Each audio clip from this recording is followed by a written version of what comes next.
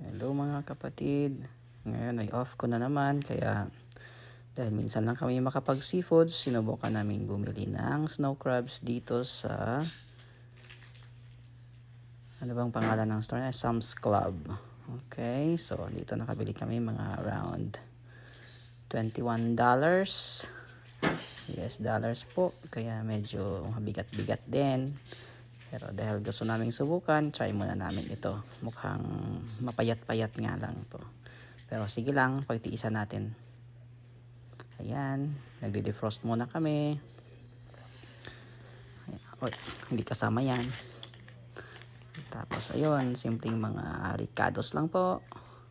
Hindi ko alam kung anong eksaktong ricados para dito. Basta importante maluto lang. Sibuyas at saka ano ba yan, luya at saka garlic lang ang nagamit ko.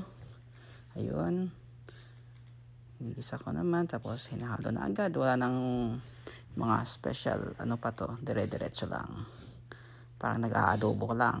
Diretso mo na yan, lagyan ko lang ng tuyo, patis, may konting suka at saka tubig. Iwan ko lang kung yan ay sakto bang sangkap nito.